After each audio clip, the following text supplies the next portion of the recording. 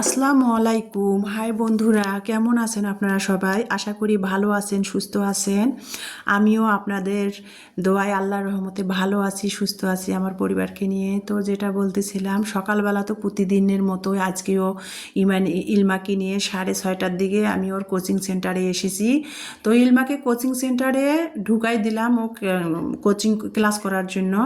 ওকে coaching সেন্টারে পৌঁছাই দিয়ে তারপরে কিন্তু আমি ওই যে রেলবাজার হয়ে তারপরে পায়ে হেঁটে শর্টকাট রাস্তা ধরে বাসায় চলে আসি। তো আজকে রোজ বৃহস্পতিবার, রেলবাজার ওই যে রেলবাজার তো বৃহস্পতিবার আর রবিবারে হাট বসে। সেই আজকে রেলবাজার হাট অবশ্য এখন যেহেতু 7টা বাজে এখনও হাট বসে নাই, হাটগুলা কেবল বসতেছে দোকানপাটগুলা। তো ধনিয়া পাতা আমি বাসায় নেই, ধনিয়া পাতা বাজার থেকে 10 টাকার এক মুঠা ধনিয়া পাতা আর কি পথে আর কি হাট বসেছে, কেবল দোকানপাটগুলো বসতেছে। ধনিয়া পাতা নিয়ে বাসায় চলে আসলাম। এই যে দেখতে পাচ্তেছেন 10 টাকা দিয়ে এখানে দেশি ধনিয়া পাতা এক মুঠো নিয়েছি, নিয়ে কুলার মধ্যে রেখে দিলাম, দিয়ে আমি চেঞ্জ করলাম, করে এখন রান্নাঘরে চলে আসব। এখন বাজে 8টা 26, মানে 8:30 বেজে গেছে। তো এই যে বাটিতে যে পানির মতো যে দেখতে পাচ্ছেন, এটা কিন্তু খেজুরের রস। বাড়িওয়ালা ভাইরা সারিয়ান বাসায় লগ দিয়ে আর কি খেজুরের রস বাটির মধ্যে করে দিয়ে গেল। আর খেজুরের রসটা দেখেন এত সুন্দর লাল টকটকে। এখন যেহেতু ফেব্রুয়ারি মাস, গরমে, আজ ফেব্রুয়ারি মাসের 20 তারিখ, গরমের আশ পড়ে গেছে। এখন কিন্তু খেজুরের রস এখন সেরকম গাছেও হবে না। খেজুরের রস কিন্তু যখন কনকনে শীত, তখন কিন্তু খেজুরের রস গাছ থেকে নামায় আর কি, যারা খেজুরের রসের ইয়া করে। যাই হোক, তো ভাইয়ারা তারপরও খেজুরের রস এখন সন্ধ্যাবেলা আর সকালবেলা একটু তো শীত শীত ভাব লাগে, সেই জন্য ভাইয়ারা গরমের আভাস পড়ার আগে খেজুরের রস আরও একটু নামাই নিল গাছ থেকে। সারিয়ান খেজুরের গাছ ছুলে খেজুরের মাটির হাঁড়ি বসাই দিয়েছিল, রস নামাইছে, সেটাই আর কি আমাদের একটু দিচ্ছে। আর বলতেছিল আন্টি খেয়ে দেখেন অনেক মিষ্টি। তো খেজুরের রসটা ছেঁকে খেয়ে নিলাম, অসম্ভব মিষ্টি খেজুরের রসটা। শীতকালে খেয়েছি, শীতকালেও অনেক মিষ্টি ছিল। তো এখন আজকের রসটা আরও বেশি মিষ্টি, এত মিষ্টি আর কি। তো ভাইয়ারা খেজুরের গাছে এখন যেহেতু গরমের আভাস পড়ছে, ভাইয়ারা খেজুরের গাছ থেকে রস নামাচ্ছে। আর দুই তিন দিন পারবে খেজুরের রস, পারার পর আর পারবে না, আর সেরকম রস হয়ও না। তো যাই হোক, ভাইয়ারা রসগুলা গাছ থেকে নামিয়ে ভাইয়ারা জাল করে ভাইয়ের ছেলেমেয়ের জন্য ঢাকায় তেলনালি, খেজুরের রসের তেলনালি বানিয়ে পাঠিয়ে দেয়। তো সেটাই আর কি ওনারা করে। আর মাঝে মধ্যে আমার 2 মেয়েকে দেয়। তো আমি খেজুরের রসটা খেয়ে নিলাম, নিয়ে এই যে দেখতে পাচ্তেছেন আজকে কিন্তু আমি রুটির জন্য আটা তৈরি করি নাই, আটা বেটার তৈরি করি নাই। ফ্রিজের মধ্যে আগামীকাল যে রুটি গতকালকে রুটি বানিয়েছিলাম, সেটা কিন্তু ফ্রিজের মধ্যে 4টা রুটির লাচি বেঁচে গিয়েছিল, সেটা কিন্তু আমি ফ্রিজে রেখে দিয়েছিলাম। সেই ফ্রিজ থেকে রুটির লাচি 4টা বের করে আমি তারপরে বেলে নিলাম। যেহেতু ফ্রিজে ছিল, রুটির শেপে বানালে একটু শক্ত শক্ত ভাব হবে, সেই জন্য হালকা করে একটু তেল দিয়ে আমি রুটিগুলা ভেজে নিলাম। আর এত সুন্দর রুটিগুলা আর কি নরম সফট হয়েছে, খেতে কিন্তু খুবই মজা লাগতেছে। ফ্রিজে ছিল তো এই জন্য মনে হয়। আর গতকালকের একটু সবজি ছিল, সেটা দিয়ে কিন্তু আমি সকালে দুধ চা আর সবজি দিয়ে নাস্তা খেয়ে নিলাম। এখন বাজে 10টা, আর এখন বাজে 10টা, কারেন্ট নাই আর কি। গতকালকে সন্ধ্যাবেলা মাইকিং করেছে আমাদের দিনাজপুর বালুবাড়ি শহরে, মাইকিং করেছে আজকে সারাদিন কারেন্ট থাকবে না, সকাল 9টা থেকে বিকেল 5টা পর্যন্ত কারেন্ট থাকবে না, মাইকিং করেছে। তো সকাল 9টা থেকে কারেন্ট না থাকলে তো নাস্তায় খাওয়া হয়নি, অত সকালে তো আর রান্না করা সম্ভব হয় না, আর আমার তো মেয়েদের পিছে আমাকে দৌড়াতে হয়। তো সকালে নাস্তা খেয়ে নিলাম রুটি দিয়ে আর কি, সবজি। তারপরে এখন বাজে 10টা, কারেন্ট নাই। রাইস কুকারের পাতিলে 500 গ্রাম চাল মেপে ধুয়ে কিন্তু আঙুলের 2 রেখার মাপে পানি দিয়ে কিন্তু আমি ভাতটা গ্যাসের চুলায় বসাই দিলাম। কারেন্ট নাই তাই বলে কি খাওয়া বন্ধ হয়ে থাকবে? খেতে তো হবে। তো গ্যাসের চুলাতে আমি ভাত বসিয়ে দিলাম, রাইস কুকারের পাতিলে করেই বসিয়ে দিয়ে তারপরে আমি এই যে দেখতে পাচ্ছেন গ্যাসের চুলে এখন 10টা বাজে, ভাতটা বসাই দিলাম যে গ্যাসের চুলার জালটা মাঝামাঝি হিটে দিয়ে দিছি যে হোক। আর অপর সাইডে আমি ওয়াশরুমে এসে কাপড় ধুবো। আর ইমানি দেখেন, ওর আজকে কলেজ নাই, ও বায়োলজির প্র্যাকটিক্যাল করতেছিল। ও যেহেতু সায়েন্স নিয়ে পড়ালেখা করে, বায়োলজি সাবজেক্টের প্র্যাকটিক্যালগুলোও বসে বসে করতেছে। তো আমি ওয়াশরুমে চলে আসলাম, ইমানি প্র্যাকটিক্যাল করতেছিল, ওয়াশরুমে চলে আসলাম। এখন যেহেতু সামনে আর এক সপ্তাহ পরে পবিত্র মাহে রমজান, রোজা নিয়ে কিন্তু কাপড় চোপড় বিছনা বালিশ ধোয়া কিন্তু খুবই কষ্ট হয়ে যায়। তো ভাবলাম যে একটু একটু করে সব শীতের গরম কাপড় চোপড়গুলো, শীতে যেগুলো গরম কাপড় চোপড় পরা হয়েছিল, সোয়েটার, চাদর, ল্যাপ, কম্বল, সেগুলো ভাবছি যে একদিনে তো ধুতে পারবো না, একটু একটু করে সব ধুয়ে গুছিয়ে নিব। আর যেহেতু ইলমার বাবা আমাদের সাথে থাকে না, আমার কিন্তু ইলমার বাবার কাজগুলোও করতে হয়, আবার ঘরে আমার কোনো হেল্পিং হ্যান্ড নেই। আমার ঘরের কাজগুলো সমস্ত ধোয়া মোছা, রান্না বান্না সব কিছু করতে হয়। মেয়েদের পিছে স্কুলে যেতে হয়, কলেজে যেতে হয়, সব কাজ কিন্তু আমার একা করতে হয়। তো একদিনে তো সব কাপড় চোপড় ধুতে পারবো না। আর একটা হেল্পিং হ্যান্ড খুঁজি, পাই না, আসলে কাজের লোক পাওয়াই যায় না। যে মাঝে মধ্যে বেশি কাজ কাম হলে যে করে নিব, খুঁজি কিন্তু পাওয়া যায় না। তো যাই হোক, আমি ইমানির বেডরুমের আর কি ল্যাপের কাভারটা খুলে ল্যাপটা রোদে দিয়ে দিয়ে ছাদে আসলাম। ল্যাপের কাভার ভিজাচ্ছি, ইমানির কাপড় চোপড়ে আজ বেশি ধুবো। ইমানির দুইটা মোটা মোটা সোয়েটার, চাদর, এগুলো আজকে ধুবো। গায়ের চাদর, মোটা মোটা সোয়েটার, জ্যাকেট, এগুলো ধুবো। তো আমি কাপড়গুলা সার্ফ এক্সেল দিয়ে ফেনা করে ভিজায় 2-3 মিনিট রেখে দিয়েছিলাম। তারপরে কাপড়গুলা কেচে তারপরে কিন্তু আমি এই যে দেখতে পাচ্ছেন ছাদে চলে আসলাম, ল্যাপের কাভারটা নেড়ে দিলাম, একটু একটু হালকা করে, আবার বাতাস বইতেছে, বাতাস উঠলে কাপড় চোপড় পরে যায়। তো কাপড় না শুকানোর ক্লিপ লাগাই দিলাম, তারপরে বাতাস আজ বইতেছে, 2 দিন ধরে বাতাস ছিল না, আজ আবার বাতাস বইতেছে। কাপড় চোপড়গুলো সব ছাদ ভরে দিয়েছি, দেখেন এক বালতি আজকে বড় বালতি দিয়ে কাপড় ধুয়েছি, সেগুলো আজকে ছাদে মেলে দিচ্ছি, একা একা আপনাদের সাথে শেয়ার করতেছি।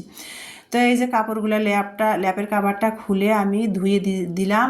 আর ল্যাপটা কিন্তু আগেই আমি রোদে দিয়েছি, যে আমি শীত শেষ হলে কিন্তু প্রতিটা কাপড়ে ব্যবহার করার পর ধুয়ে ভালো করে রোদে শুকায়, তারপরে কিন্তু আমি আলমারিতে বাস্কের মধ্যে তুলে রাখি, তাহলে কাপড় চোপড় ভালো থাকে। তো ল্যাপটাও আমি রোদে শুকাতে দিলাম, যে রোদে শুকাক, 1 বছর পর আবার যেহেতু ব্যবহার করা হবে, রোদে ভালো করে শুকায় রেখে দিব। তো এই যে দেখতে পাচ্ছেন, আমি ছাদে আসলে কিন্তু যখন মোবাইল নিয়ে আসি তখন ক্যামেরা বন্দি করে নাই। এই যে দেখেন সজনা গাছে কত সুন্দর, ভাইয়াদের বাগানে কত সুন্দর ফুল ফুটেছে, আমের মুকুল বের হয়েছে। আর ওই যে দেখেন আমের মুকুল ভাইয়াদের গাছে বের হয়েছে, বড়ই গাছে বড়ই, সজনা গাছে ফুল খুবই সুন্দর লাগে। আর এখন বসন্ত ঋতু, আর বসন্ত ঋতু কিন্তু আমার খুবই একটা পছন্দের ঋতু। আমার মেয়েরা হাসে, আসলে আমার গ্রীষ্ম বর্ষা ভালো লাগে না, গ্রীষ্মকালও ভালো লাগে না, বর্ষাকালও ভালো লাগে না, শীতকালও ভালো লাগে না। আমার কিন্তু বসন্ত ঋতুটা খুবই একটা পছন্দের ঋতু। বসন্ত ঋতুতে কিন্তু সব জায়গায় ঘুরে ফিরে আরাম পাওয়া যায়, শান্তি লাগে, শীতও না গরমও না, খুবই ভালো লাগে। আর আমার বসন্ত ঋতুটা খুবই একটা পছন্দের ঋতু। আমার মেয়েরা আমার কথা শুনে হাসে যে আমার আম্মু, মানুষ শীতকাল পছন্দ করে, আমার আম্মুর আবার বসন্ত ঋতু নাকি পছন্দ। আমি যখন বলি আমার মেয়েরা হাসে। তো যাই হোক, আমার বসন্ত ঋতুটা খুবই পছন্দের ঋতু, না শীত না গরম, ভালো লাগে কিন্তু বসন্ত ঋতুটা। আর চারিদিকে গাছে গাছে আম জাম কাঁঠাল লিচুর মুকুল বের হয়েছে, দেখতে কিন্তু ফুল ফুটেছে, ঘেরানে চারিদিকে আশেপাশে মহু মহু ঘেরান ছড়ায় বাড়ির আশেপাশে, খুবই কিন্তু ভালো লাগে বসন্ত ঋতু। তো যাই হোক, অনেক বকবক করতেছিলাম। তো এই যে আমি আজকে কিন্তু লাউ শাক রান্না করব। ভাতটা তো গ্যাসের চুলায় বসাই দিয়ে আমি কাপড় ধুয়ে ছাদে যেয়ে কাপড় চোপড় সব শীতের সোয়েটার চাদর ধুয়ে নেড়ে দিয়ে এসে কিন্তু আমি লাউ শাক রান্না করতেছি। তো লাউ শাক কিছুদিন আগে তো আপনাদের সাথে শেয়ার করেছিলাম, লাউ শাক কিন্তু আমি কাসকি মাছ দিয়ে, নদীর ছোটো কাসকি মাছ দিয়ে রান্না করেছিলাম। তো কয়েকটা পাতা রয়েছিল লাউ শাকের, তো সেগুলো ফ্রিজে কেটে রেখে দিয়েছিলাম। তো সেই কয়টা ভাবলাম যে আজকে খালার কাছে আর 2টা লাউ শাকের ডাঁটা নিলাম পাতাসহ, সেটা দিয়ে, আর ফ্রিজে কয়টা ছিল সেটা বের করে দেশি লাল গোল আলু দিয়ে রান্না করব সরিষা বেটে। তো যাই হোক, যেই কাজ সেই কথা, সরিষা ফ্রিজে আমার আগেই বাটা ছিল। তো আমি কিভাবে রান্না করছি, লাউ শাকটা ভালো করে ধুয়ে নিলাম, তারপরে দেশি গোলা আলু কেটে নিলাম, নিয়ে ধুয়ে প্রথমে কড়াইতে তেল দিলাম, পেঁয়াজ দিলাম, দিয়ে তারপরে স্বাদ মতো লবণ দিলাম, রসুন বাটা দিলাম, কাঁচামরিচ বাটা দিলাম। আর কাঁচামরিচ রসুনে বরফে হয়ে আছে, ওই যে কাপড় চোপড় আজ ধুচ্ছি, শীতের কাপড় চোপড়, 3তলা থেকে 4তলা, কিন্তু 3তলা থেকে 5তলা কিন্তু ছাদ উঠানামা করতে খুবই কষ্ট হয়। এমন মনে হয় আজ আমি 15বার ছাদে উঠানামা করেছি। আর বাড়িওয়ালা ভাইদের সিঁড়িগুলো অনেক উঁচা উঁচা, উঠানামা করতে খুবই কষ্ট হয়। তো যাই হোক, তো শাকটা আমি প্রথমে স্বাদ মতো লবণ দিলাম, রসুন বাটা, বরফ হয়ে আছে রসুন বাটা, কাঁচামরিচ বাটা, হলুদের গুঁড়া আর ওই যে সরিষা বাটা দিয়ে ভালো করে মশলাটা কষিয়ে নিয়ে লাউ শাকের ডাঁটায় আলুয়ে কষাই নিয়েছি ভালো করে নিয়ে তারপরে কিন্তু ধুয়ে রেখে পানি ঝরা লাউ শাকটা দিয়ে দিলাম, দিয়ে ভালো করে এই যে দেখতে পাচ্ছেন উল্টায় পাল্টায় ভালো করে সিদ্ধ করে রান্না করে নিচ্ছি। আর লাউ শাকটাতে কচি তো অনেক জাংলার আর কি সার্ভিস ছাড়া অনেকগুলা পানি বের হয়েছে এই যে, আর ওই পানির মধ্যে কিন্তু আমি লাউ শাকের ডাঁটায় আলুই লাউ শাকটা ভালো করে কষাই নিচ্ছিলাম। তারপরে কষিয়ে নিয়ে কিন্তু আমি 1 মগের মানে হাফ মগ পানি দিয়ে লাউ শাকটা রান্না করে নিলাম। আর ওই যে দেশি আলু তো একটু মানে শক্ত শক্ত ভাব থাকে, যত সিদ্ধ হোক দেশি আলু কিন্তু সহজে গলে না, শক্ত শক্ত ভাব থাকে। তো লাউ শাক দিয়ে সরিষা বাটা যেহেতু রান্না করছি, আলুগুলো একটু আমি ভেঙে ভেঙে দিচ্ছিলাম যে শাকটা মাখা মাখা হবে, খেতে কিন্তু ভালো লাগবে। তো দেখতে পাচ্ছেন শাকটা আমি কিভাবে রান্না করে নিলাম, একটু মাখা মাখা ভাব হয়েছে, সরিষা বাটা দিয়ে লাউ শাকটা রান্না করলাম। খেতে কিন্তু অসম্ভব মজা লাগে এভাবে লাউ শাক দেশি আলু দিয়ে সরিষা বেটে রান্না করলে। তো যাই হোক লাউ শাকটা রান্না করা হয়ে গেল, আমি রেখে দিলাম। অফ ক্যামেরাতে কিন্তু আমি ওই যে ফ্রিজে সবজি ছিল, টাকি মাছের গতকালকের একটু তরকারি ছিল আর মসুরের ডাল ছিল, সেটা দিয়ে কিন্তু আমি ভাত খেয়ে নিছি। এখন বাজে 3টা, আমি ছাদের মধ্যে সমস্ত কাপড় দিয়ে আসছি, দিয়ে এসে গা গোসল দিয়ে কিন্তু আমি ভাত খেয়ে নিয়েছি, ইমানিও খেয়ে নিয়েছি। খেয়ে ইমানি কিন্তু ঘুমাচ্ছে। আর এই যে দেখেন ইলমা কিন্তু স্কুল থেকে চলে আসলো। ইলমা চলে আসলো, ইলমার তো 4টায় 4:30টায় ছুটি দেয়, ইলমা স্কুল থেকে 4:30 বেজে চলে আসলো, এসে দুষ্টামি করতেছে। আমি টিফিন দিয়েছিলাম ওকে খিচুড়ি আজকে সকালে, তো ভাবলাম ওকে বলছিলাম যে সব টিফিন খেয়েছো বলতেছি, ও খটখট করে হাসতেছিল। তো সেটাই আর কি ক্যামেরা বন্দি করে একটু নিয়ে আপনাদের সাথে শেয়ার করলাম। দুষ্টামি করতেছে, আমি বলছি হাত মুখ দিয়ে ইউনিফর্ম চেঞ্জ করে হাত মুখ দিয়ে খাও, ও নাকি খাবে না।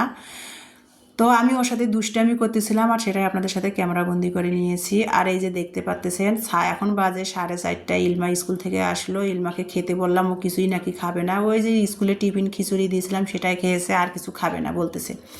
তো যাই হোক আমি কিন্তু ছাদে চলে আসছি, ছাদে এসে কাপড় চোপড়গুলো 4:30 যেহেতু বাজে, কাপড়গুলো সব যে ধুয়ে দিয়েছিলাম সেগুলো কিন্তু রোদে শুকিয়েছে, সেগুলো কিন্তু ভাঁজ করে কিন্তু এই যে আমি বাস্কের মধ্যে সব তুলে নিচ্ছি দেখতে পাচ্তেছেন।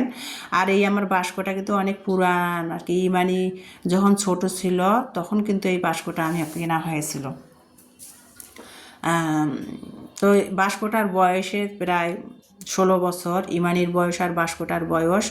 তো যাই হোক মানে স্টিলের বাস্ক তো এই জন্য আর কি বাস্কটা জং ধরে গেছে। তো শীতের সমস্ত কাপড়, ল্যাপ, কম্বল, গায়ের চাদর, সোয়েটার, জ্যাকেট সবার আমাদের ফ্যামিলির আমার যেহেতু 4জন সবার কাপড় চোপড় কিন্তু এই বাস্কটার মধ্যে কিন্তু আমি রেখে দেই। শীত শেষ হয়ে গেলে ধুয়ে রোদে শুকায় কিন্তু এখানে গুছিয়ে গুছিয়ে রেখে দেয় কাপড়গুলো। ভাড়া বাসা চাইলেও তো সব কিছু হয় না আর কি। আর আমার বাসার আর কিন্তু স্পেসটা ভালো না, লম্বা লম্বা রুমগুলা স্পেস নাই। আর সব সাইড দিয়ে ভাড়া বাসা চাইলেও তো আর হয় না। তো যাই হোক ডাইনিং রুমের এক পাশে কিন্তু আমি এই স্টিলের বাস্কটা বসিয়েছি। এখন বাস্কটার কাপড়গুলো সব গুছিয়ে ছাদ থেকে ল্যাপ তুলে নিয়ে আসছি, এনে সেটা আর কি গুছিয়ে সুন্দর করে আমি বাস্কর মধ্যে গুছিয়ে রাখলাম। রেখে এই যে বাস্কর উপর কিন্তু আমি যেহেতু ভাড়া বাসা রাখার জায়গা হয় না, বাস্কর উপরেই কিন্তু আমি ইমানির না গানের বাদ্যযন্ত্রগুলো রেখে দেয়। ইমানি কিন্তু যখন ক্লাস 3তে পড়ে তখন থেকে কিন্তু ইমানি গান শেখে। ওকে আগে শিল্পকলা একাডেমিতে দিয়েছিলাম, এখন যেহেতু বড় ক্লাসে পড়ে, ইন্টারমিডিয়েটে পড়ে, পড়ার চাপ, এখন কিন্তু 9-10-এ যখন ও পড়েছে তখন কিন্তু বাসায় গানের টিচার এসে ওকে গান শিখাইতো। আমি বাসায় টিচার ঠিক করেছিলাম, বাসায় এসে প্রতি শুক্রবারে করে গান শিখাইতো। আর এখন তো ইন্টারে পড়ে, সায়েন্স নিয়ে পড়ালেখা যারা করে, যারা করেন তারাই জানেন সায়েন্সে নিয়ে পড়ালেখাগুলো অনেক কিন্তু চাপ। এখন যদি ইন্টারে পড়ে 2nd ইয়ারে, এখন আর অনেক পড়ার চাপ, তার মধ্যে সায়েন্স সাবজেক্ট নিয়েছে। এখন কিন্তু হারমোনিয়ামও ধরার সময়ে পায় না আর কি, মাস্টারও বাসায় অফ করে দিয়েছি। আগে তো পড়ালেখা, তারপরে তো গান বাজনা বা অন্য অন্য শখের জিনিস শিখতে হয়, তাই না? তো হারমোনিয়ামগুলো মাঝে মধ্যে কিন্তু আমি খুলে খুলে কাভার খুলে খুলে দেখি, ন্যাপথলিন দিয়ে রেখে দিয়েছি হারমোনিয়ামের তবলাতে। মাঝে মধ্যে দেখি জিনিসগুলো ভালো আছে কি না। আবার মাঝে মধ্যে কিন্তু আমি 2-1 মিনিটের জন্য রোদে দেই, দিয়ে রোদে দিয়ে দাঁড়ায় থেকে নিয়ে আসি। মাঝে মধ্যে রোদে দিতে হয়। তবলাগুলো যেহেতু চামড়া দিয়ে তৈরি, তবলাগুলো রোদে মাঝে মধ্যে না দিলে হয় কি তবলাগুলো নষ্ট হয়ে যাবে, সেই জন্য রোদে দেই। আর ন্যাপথলিন দিয়ে দিছি, সেটাই মাঝে মধ্যে দেখতেছি যে ন্যাপথলিনগুলো আছে না নাই, নাকি ক্ষয় হয়ে গেছে দেখতেছিলাম। তো দেখতেছিলাম, দেখে ওই যে বাস্কের মধ্যে যে ল্যাপ তো সব তুলে রেখে দিলাম। ওর উপরে বাদ্যযন্ত্রগুলো আবার গুছায় রাখলাম। ভাড়া বাসা কোথায় রাখবো বলেন? বাদ্যযন্ত্রগুলো বাস্কের উপর তুলে তারপরে আমার পুরান একটা ওড়না দিয়ে ঢেকে রেখে দিই। তো যাই হোক, সেগুলো আর কি ট্রাঙ্ক খুলছিলাম যেহেতু, সেগুলো আর কি নাড়া একটু দেখে নিলাম যে তেলাপোকা ভিতরে ঢুকছে নাকি কোনোভাবে। যদিও বাসায় আমার তেলাপোকা নাই, আমি প্রতি মাসে মাসে তেলাপোকার মেডিসিন দেই আর কি। তো তারপরে মাঝে মধ্যে কিন্তু বাদ্যযন্ত্রগুলো চেক করি। তো যাই হোক, ইমানি যেহেতু বাদ্যযন্ত্রগুলো হারমোনিয়াম নিয়ে বসার সময়ে পায় না, এখন গান প্র্যাকটিস করার সময়ে পায় না। তো এই যে বাস্কর উপর আর কি আমি সব গুছিয়ে রেখে দিচ্ছি, দেখতে পাচ্তেছেন অর্থ বাদ্যযন্ত্রগুলো গানের। তো যেটা বলতেছিলাম, এভাবে রেখে দেয়। আর আমার ভাড়া বাসা চাইলেও তো সব ভাড়া বাসা মনের মতো করে সাজা সম্ভব হয়ে ওঠে না। তো বাদ্যযন্ত্রগুলো আমি দেখতেছিলাম, দেখে দেখে আর কি সব চেক করে আবারও পুরো আমার এই যে একটা ওড়না দিয়ে বাদ্যযন্ত্রগুলো ঢেকে রেখে দিলাম, দিয়ে বাস্কের উপরে এই যে র্যাক্সিন পাড়ি দিচ্ছি আর কি। এই র্যাক্সিন পেরিয়ে দিয়ে এখানে আমি এখন আমার যেগুলো রাফুজের হাতের কাজে যেগুলো কাজ করতে গেলে লাগে সেগুলো রেখে দিচ্ছি। এই যে বাস্কের উপরে কিন্তু আমি সবসময় ব্লেন্ডার রেখে দিই, মানে সবসময় যেহেতু মশলা ব্লেন্ডারে মিক্সিং করার লাগে, আর সবসময় রেখে দেয় হাতের কাছে। আর যেহেতু আমার বাসায় ওয়াল শোকেস নাই, ভাড়া বাসা অনেক দিন ধরে একটা ওয়াল শোকেস বানাতে চাই কিন্তু পারি না, জায়গা নাই। আগে বানাতে চাই, জায়গা নাই। সব ডিনার সেট কাচের জিনিস জানার যে সব কাচের গ্লাস প্লেট বাটি ডিনার সেট সব খাটের তলায় রেখে দিয়েছি কার্টুন ভরে ভরে। ভাড়া বাসা, স্পেস নাই, কোথায় রাখবো ওয়াল শোকেস বানিয়ে, জায়গা হয় না। তো যাই হোক, ডাইনিং রুমটা আর কি আজকে শীতের কাপড় যেহেতু ধুয়ে রোদে শুকায়